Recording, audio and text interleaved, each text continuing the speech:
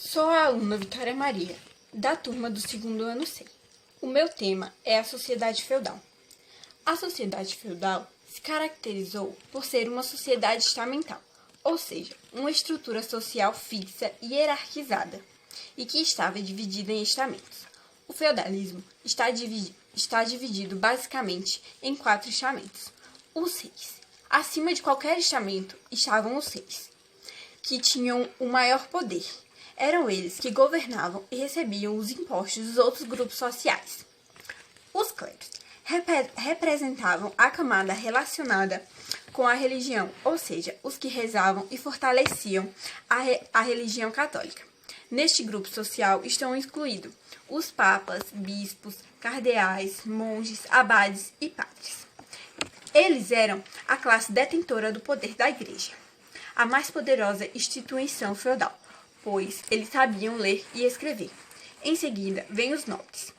Além dos nobres, que incluíam os senhores feudais, donos de terras e das riquezas, nessa categoria também estavam incluídos os guerreiros, ou seja, aqueles que guerreavam. Em seguida, vem o povo, que englobam os vilões, camponeses, servos e escravos, ou seja, todo o povo que trabalhava nos feudos, na produção de alimentos e em construções, em troca de habitação, comida e proteção.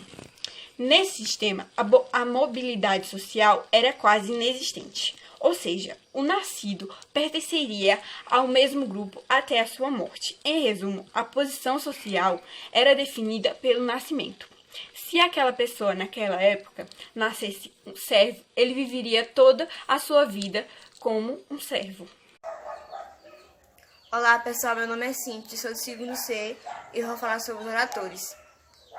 Os oratores eram os pertencentes da religião, aqueles que cuidavam de todas as questões da igreja, ou seja, eram todos os membros do clérigo. Clérigo é um termo que designa os padres católicos, que são também membros de algumas ordens religiosas. Eu vou falar sobre os belatores. Os belatores tinham como função as atividades militares, pois seus membros pertenciam à nobreza.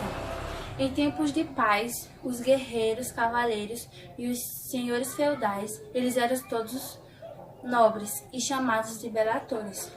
Eles caçavam e disputavam torneios e em tempos de guerra defendia a população.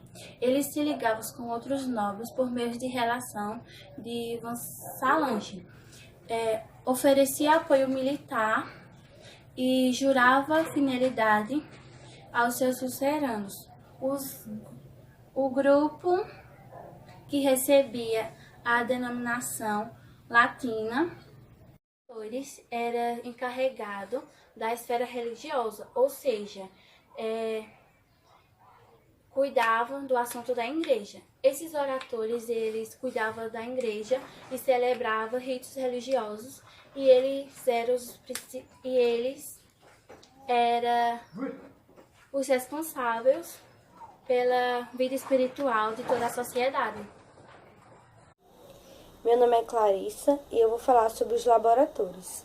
Os laboratores, de denominação latina, dada a outro grupo, eram os pastores e agricultores responsáveis por sustentarem os outros 2 grupos. Os laboratores cuidavam dos afazeres ligados ao cultivo da terra, criação de animais, produção de vestimentos, ferramentas e utensílios para o cotidiano. Laboratores eram os trabalhadores que mantinham a sociedade feudal.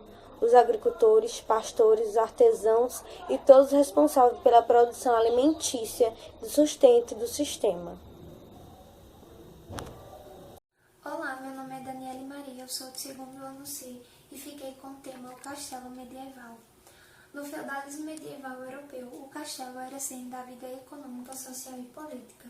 As batalhas e conflitos durante esse período eram frequentes em razão das possíveis vinganças entre os senhores feudais e ataques de outras civilizações. Portanto, a principal função destinada aos castelos era a segurança da família da nobreza e dos camponeses. Os castelos constituíam enormes fortes feitos com imensas muralhas, torres, fossos, calabouços e pontes levadiças. Geralmente eram construídos em terrenos elevados que facilitava a defesa entre ataques externos. Nos momentos de ataque, os habitantes do feudo se refugiavam dentro do castelo para proteção. A ponte levadiça era a única que dava entrada ao interior do castelo, e os calabouços serviam como prisão, onde eram deixados os prisioneiros de guerra e os inimigos. Atualmente, os castelos medievais preservados ostentam um grande valor simbólico e cultural. A grandiosidade das construções que formam os castelos contribui enormemente para demonstrar a sua imponência arquitetônica. Muitos castelos, nos dias atuais, foram transformados em hotéis, museus e pontos turísticos.